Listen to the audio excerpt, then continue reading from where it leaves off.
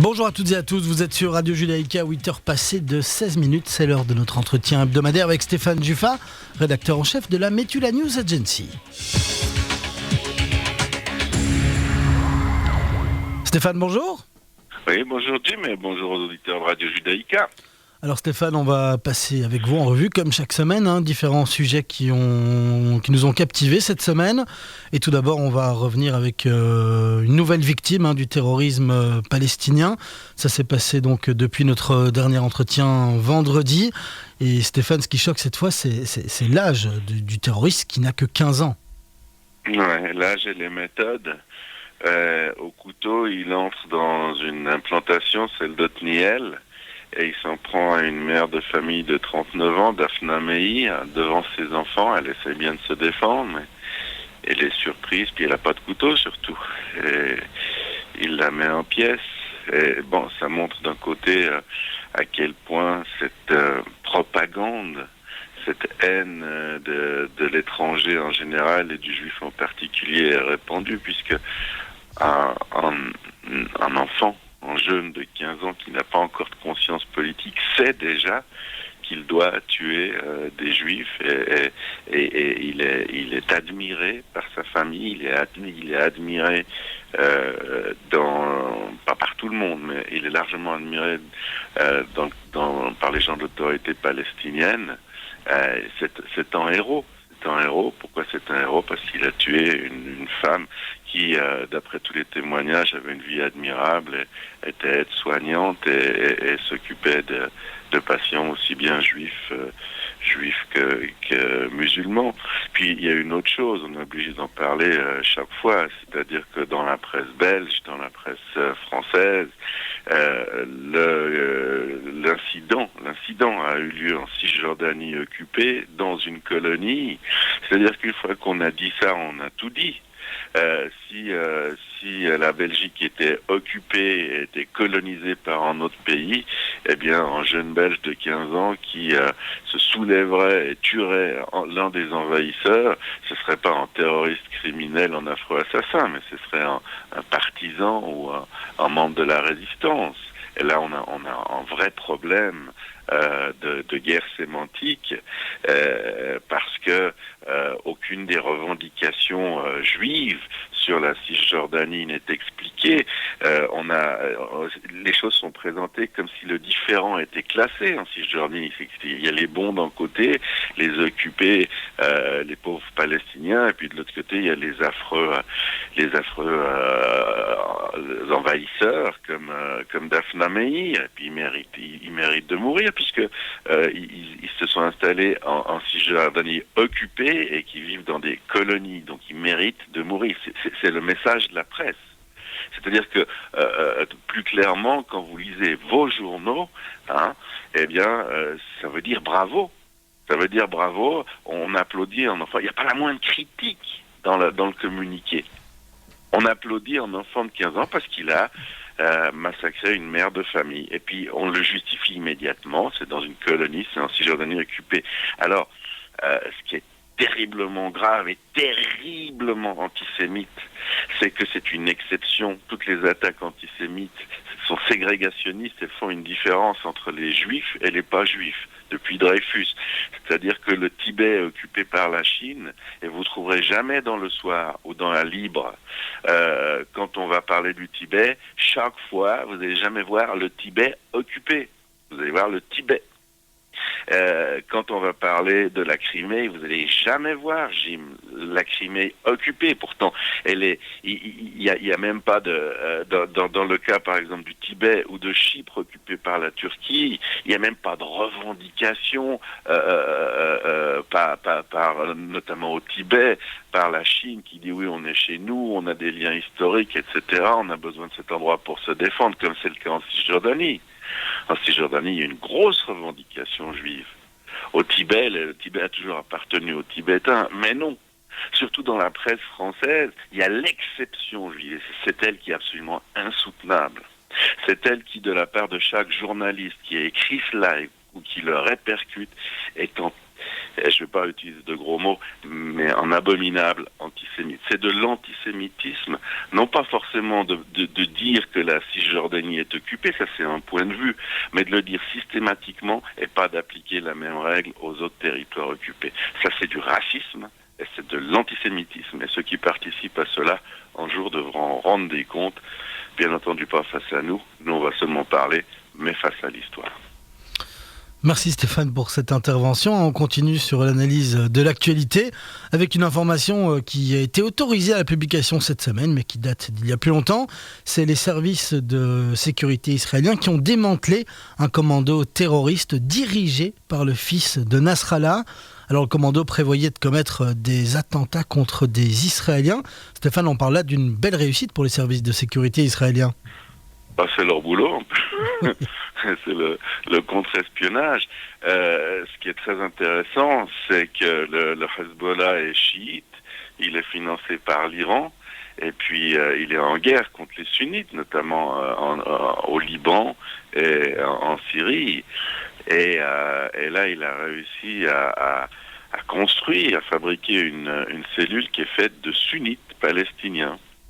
Alors, en grattant un peu, en parlant avec notre camarade de la MENA, Sami El-Soudi, ils ont été grassement payés, les membres de cette cellule sunnite, c'est-à-dire qu'ils ne sont pas forcément allés de bon cœur, mais au-dessus de cela, la considération, c'est que chiites et sunnites peuvent parfois s'entendre quand il s'agit de faire des attentats en Cisjordanie occupée, dans les colonies, et puis dans les colonies un petit peu plus anciennes comme Tel Aviv ou Haïfa. Donc la haine est telle qu'on arrive même à surpasser celle qui existe depuis 1400 ans entre les chiites et les sunnites quand il s'agit de tuer des Israéliens. Puis nous, on contrôle tout, bien évidemment. Et on a réussi à démanteler cette cellule, il y en aura d'autres. Et puis ce qui nous inquiète bien sûr beaucoup plus, la menace intérieure directe, c'est le Hamas, c'est les groupes islamistes qui sont encore plus radicaux que le Hamas. Et puis on regarde, bien entendu, d'un œil très attentif, le déroulement de ce qui se passe en Syrie. Ça aussi, on n'aimerait pas qu'il y ait un nouveau front qui s'ouvre sur le Golan.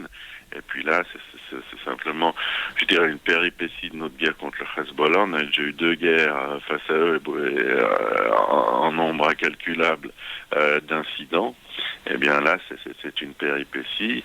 Et puis on est très content de les avoir appréhendés. Et puis bien entendu, si on n'en a pas parlé tout de suite, Jim, c'est tout simplement parce que on a essayé d'exploiter, ce qui s'appelle exploiter. C'est-à-dire que si tout le monde savait qu'on les avait arrêtés, eh bien leurs complices également se seraient mis hors circuit, auraient fui le pays, etc. Tandis qu'en étant discret, on arrive à gratter et puis à faire tomber encore en 2 ou plus de leurs acolytes.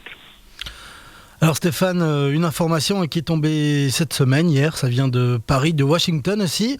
Les frappes de la coalition internationale conduite par les États-Unis affaiblissent nettement le groupe État islamique en Irak, en Syrie. Il parle de 22 000 djihadistes tués en 1 an et demi. Alors Stéphane, si ces chiffres sont fiables, 22 000 djihadistes, ça semble quand même énorme, non ? Non, ça c'est pas tellement énorme dans le cadre d'une guerre civile.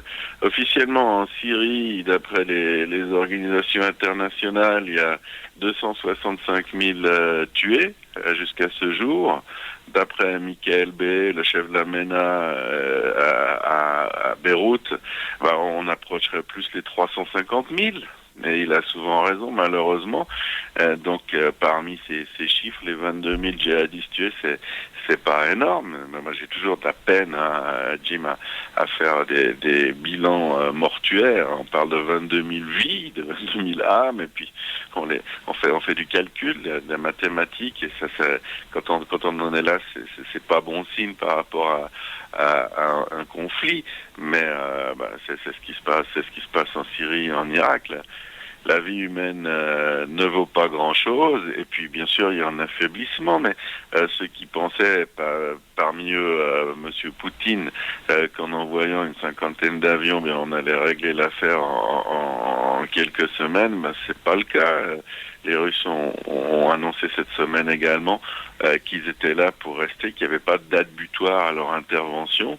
Et puis, un autre élément de réflexion, eh bien, c'est que parmi ces 22 000 personnes, ben, vous n'avez pas 22 000 djihadistes, Jim. Il suffit d'allumer d'Internet et de faire le tri entre la propagande et l'information réelle. Mais on voit, moi j'ai regardé encore hier, on voit des images des frappes, notamment à Raqqa, et je dirais que la précision des frappes françaises, russes ou américaines n'a rien à voir avec celle du Khalavir israélien. D'abord, ils cherchent pas forcément à éviter des dégâts collatéraux, c'est-à-dire de tuer des civils, ce qu'on fait nous à chaque sortie. Et puis, je dirais qu'il y a à peu près trois civils qui sont tués pour un milicien. 3 civils pour un milicien. Alors la seule différence, c'est qu'ici, il n'y a pas beaucoup de civils arabes qui sont tués, et puis on filme que les civils arabes, bien entendu.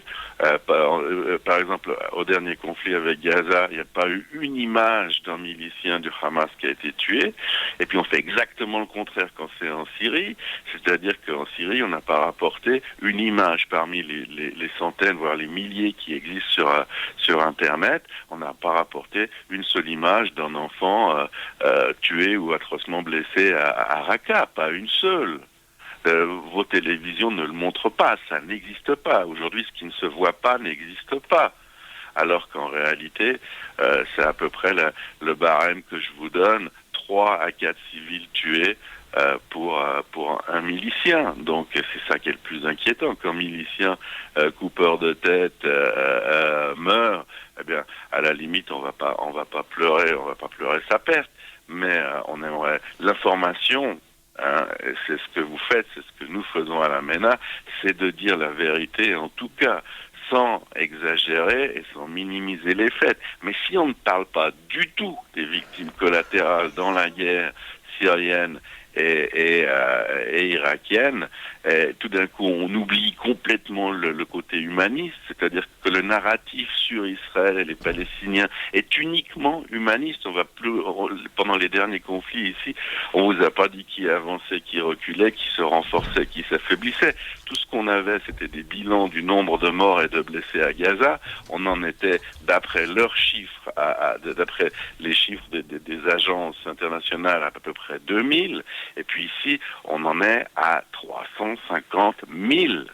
350 000, et il n'y a personne qui parle de monstruosité, il n'y a personne qui parle de frappe disproportionnée de la part des avions occidentaux. Il y a de nouveau ségrégation, et de nouveau, qui dit ségrégation, tout simplement, sans chercher plus loin, qui dit ségrégation dit racisme et antisémitisme. Alors Stéphane, un dernier mot et on terminera là-dessus. Il est déjà 8h passées de 29 minutes. C'est un petit exploit pour le sport israélien. On a Sela qui a battu Verdasco en 16e de finale de l'Open d'Australie. Je sais que ça vous tient à cœur d'en parler. Ah, ça me tient beaucoup à cœur puisque Sela et moi jouons dans le même club de Kiryat Shmona. Sauf que Doudi Sela est 87e au classement mondial, et moi je suis 87 millième au classement mondial, c'est presque la même chose. Je suis pas forcément sélectionné pour la Coupe Davis, mais Doudi Sela, oui, c'est un exploit. C'est un joueur qui piétine un peu autour de la 100e place mondiale. Et avant-hier, il a battu Verdasco, qui venait d'éliminer Nadal et qui est 45e mondial. C'est un gros exploit. J'ai pu lui parler et je connais très bien sa maman qui est coiffeuse ici à Kiryat Shmona, c'est Lina. Et son espoir, c'est d'entrer dans le top 50 et d'y rester. Alors, pour y parvenir, cette nuit, il va devoir battre le Russe Kuznetsov, qui est 75e mondial, donc qui a 10 rangs d'avance sur lui. Et c'est un joueur fantasque, c'est-à-dire que dans une bonne journée, il peut battre un joueur du top 10, et puis dans un jour moins faste, eh bien, il aura de la peine à remporter une victoire pratiquement contre n'importe qui. Donc ce qu'on peut souhaiter à cela, c'est pas très sportif mais un peu chauvin, ça nous change de notre habitude, c'est que cela tombe dans un jour où Kuznetsov se trouve dans le brouillard. Et qui sait, Stéphane, on pourra peut-être retrouver David Goffin et Sela dans le même match, en quart ou en demi, ou qui sait même en finale. En tout cas, merci beaucoup. Si ça se passe, on fera une émission spéciale en direct, s'ils sont les deux en finale. Voilà, le problème, c'est le décalage horaire avec l'Australie. Ça va être difficile pour nos éditeurs de nous suivre, mais nous deux, on sera réveillés, j'en suis sûr. Stéphane, merci beaucoup d'avoir été avec nous dans ce Vendredi de l'Info. Je vous en prie, on la fera téléviser. Si ces deux-là arrivent en finale, la MENA offrira la transmission télévisée. Ça va, je suis sûr que vous êtes au courant que c'est pas possible logistiquement qu'ils se retrouvent en finale et que c'est pour ça que vous nous proposez ça. Merci Stéphane, à la semaine prochaine. Bonne fin de semaine. À vous.